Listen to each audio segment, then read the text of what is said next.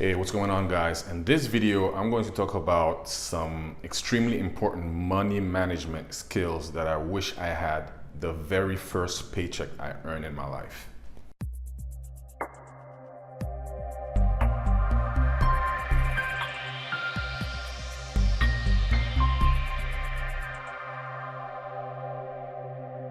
Hey, welcome back, guys. My name is Pascal, and if this is your second time or if you've been to this channel before, then thank you for stopping by again. But if this is your first time, then here I talk about things like building your online business, and I also talk about other topics that I think might be useful and beneficial for you in your online business journey.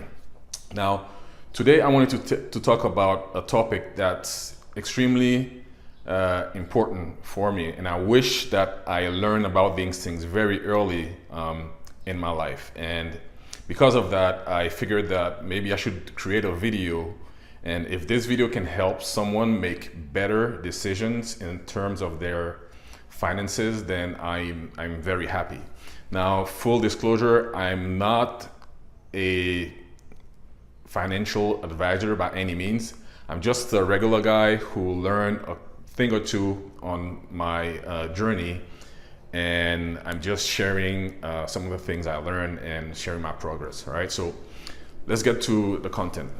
So today I'm going to talk about some money management tips that could definitely help you, because in one of my videos I talked about some of the things, some of the skills that you would need to have, and one of them was how to properly manage your money, right? So I've been consuming a lot of content from different guys on this space. Like we have the T. Harv Ekers, we have the Dave Ramsey, we have the Grant Cardones, Dan Locks. So we have a whole bunch of people that are making different suggestions. So what I did is I took a piece from each of them, and I designed my own money management strategy, and this is what I want to share with you today, right? So one of the things you need to avoid is when you, like, if you're working a job, for example, and you receive your paycheck, I mean, the big mistakes that most people do is they go ahead and take the money, they pay all their bills, and they try to save what's left of it. Or some people don't even save anything, because after paying their bills, then they don't have anything else. Now, one important thing I learned with money is that if you need to tell it where to go. You need to tell it exactly where to go, because if you don't, then it's going to slip in your hands, and you're not going to have any idea what you've done with the money. So this is the how I break down. It's like a budget breakdown. How I break down every money that I earn in order to keep things organized. All right. So here we're going to talk about money management, right? Okay, so it's like a jar system. So in my first jar, I'm gonna have necessities. And in this necessity, all right, so I'm gonna talk about percentages after that, but I'm gonna list the different jars, right? So we're gonna have necessities. Second, we're gonna have like long-term savings. Long-term savings, okay? The third jar, we're going to have financial freedom.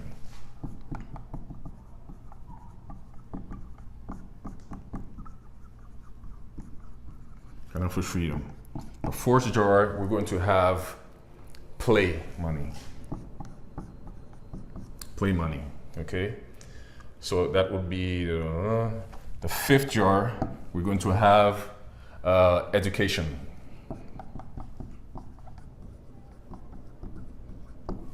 And on the sixth jar, we're gonna have giving. Okay, so what you're gonna do is you're going to allocate a certain percentage of your earn money in each of these jars, right?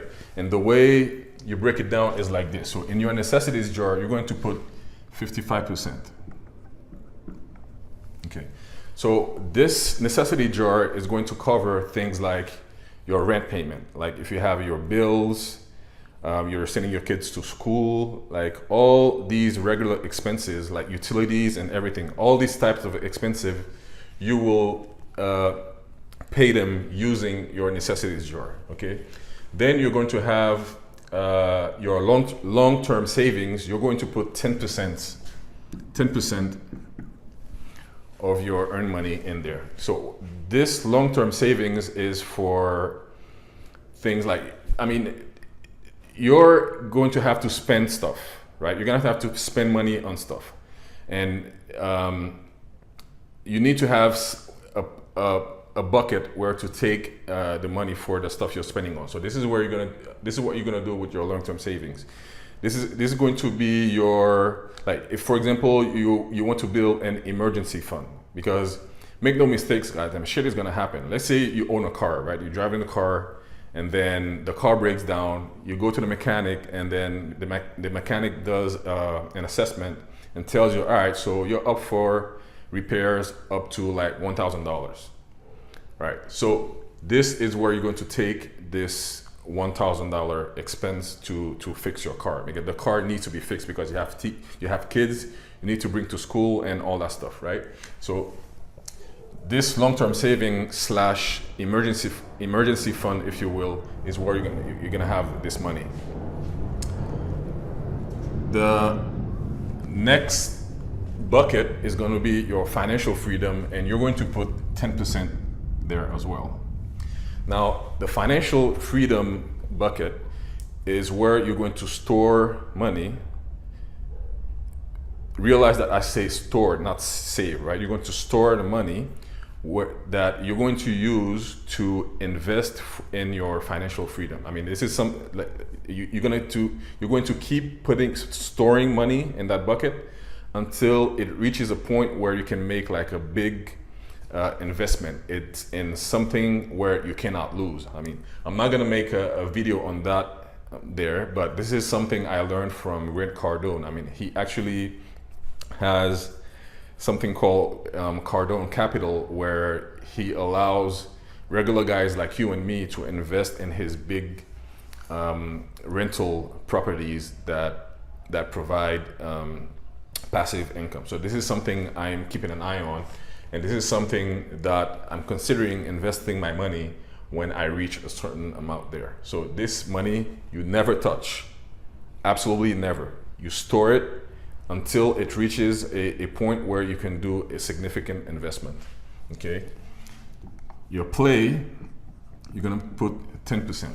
So in your play money bucket, I mean, the mind has this way it works, right? I mean, you're working hard, and then you're trying to be disciplined on managing your money, but you need to reward yourself, right? Because if you don't, then it's gonna be difficult and challenging for you to keep this up. And so this is where the play money comes in. So you have to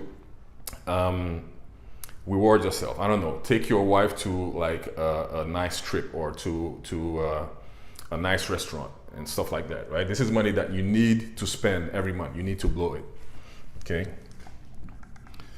Education. You're going to put 10% in your education. So remember, I talked about how important it is to invest in your mindset, right? So you're going to need to buy books, courses, audiobooks. I mean, if there are seminars that you need to go to, this is where you're going to take that money. It's important to use this money to educate yourself, because if you don't educate yourself, then you're not growing. If you're not growing, then you're not going to have the necessary skills to achieve the financial freedom you're seeking, okay? And the last one is giving. So you can put like 5% there. Giving is for, well, giving. I don't know, if you have like a charity that you want to give to, or if anything that involves giving stuff away, then this is where you're going to get that money. So as you can see, we have like 55 plus 5 is 60, 10, 10, 10. So that's like 100% of your money broken down in these different categories, right? Now, I take this a little bit further. So this I learned from T. Harv Eker from his book, The Mind of the Millionaire. I can't remember what the book is. I'll put the link on the bottom of this video if I remember what it's called, right? Now, for me, the next step is you're going to work on increasing this as much as possible, okay? So what do I mean by that? And how do you go ahead and do that? So let's say, for example, I'm gonna take round numbers so you can get the picture, okay? So let's say right now you're earning like, say $10,000 a month, okay? So $10,000 a month, this means that your necessity would be around 5,500, right? And then each of these will be 1,000 and so on. This would be like 500, 1K, etc. Now, say for example, I don't know, you have your business and then your business is growing, and then at some point you're able to pay yourself double that. So now you're earning 20,000.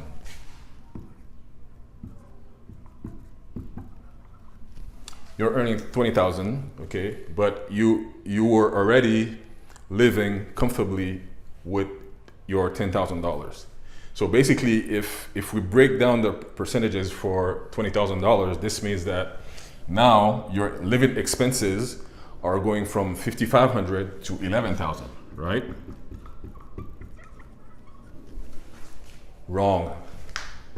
Okay. What you need to do is you need to keep operating as if you were earning $10,000. Okay. So just because you're earning more money doesn't mean that you need to go ahead and rent a bigger house or you need to increase your expenses. A smarter thing to do is, for example, this extra $10,000 that you're making, I would put it here and increase my financial freedom bucket. I mean, my objective is to keep increasing this as fast as possible. And because what this is going to do is going to allow you to reach your, let's say for example, you want to reach 100K to invest in some rental property, okay? So you're going to grow this faster, and then the faster you get there, the faster you'll be able to invest in your rental property that is going to give you real passive income. I mean, this is passive income that comes on a monthly basis, whether or not you do anything, right? So to me, financial freedom is when your passive income matches or exceeds your expenses, okay? So when I make my investment in here, so my goal is to increase it to, I don't know, 1,000 a month, 2,000 a month, 3,000 a month, etc., until it reaches a point where I can earn sufficient monthly passive income that covers all of these expenses. And then if I decide that I don't want to work anymore, and then I'm able to take this decision, right? So this is it, guys. This is what I want to cover. This is what I wanted to cover with you today. These are some tips that I really wish I knew.